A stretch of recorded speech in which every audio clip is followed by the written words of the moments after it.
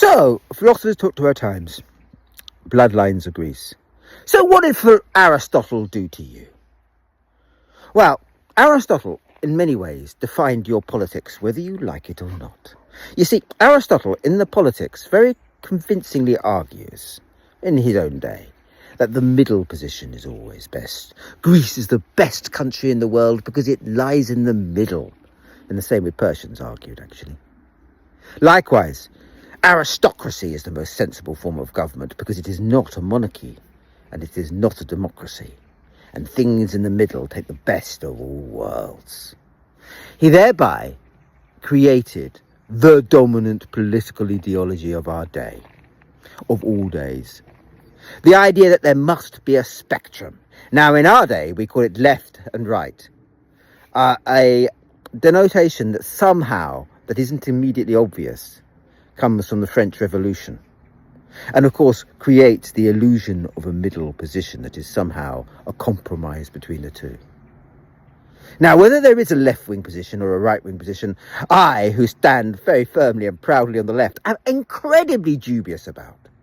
I'm a socialist, but that doesn't mean I have an affinity with other left-wing ideas. At all, as well.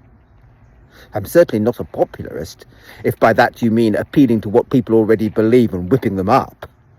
God save us from that. That feels to me incredibly right-wing. My point is that my own self-identification as a socialist doesn't give you reason to expect I would agree with other people on the left. And it's also worth pointing out that the standard right-wing positions that unite the free market and nationalism were 200 years ago two positions on their own political spectrum that were at daggers drawn. It was the Tories and the Whigs. They really didn't like each other very much, you know. And now they're both labelled on the right. What? Why? More interestingly, how?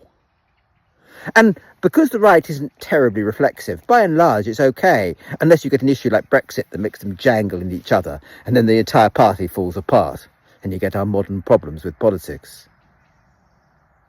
No, that legacy of assuming the middle must be best is a poison we've inherited from Aristotle. I don't think it made sense in his day.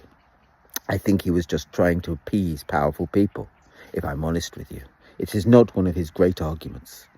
But what I am certain is we cannot understand our modern politics as long as we restrict ourselves to this concept of a self-indicting spectrum that is just a counsel of despair and stupidity in the last gasp.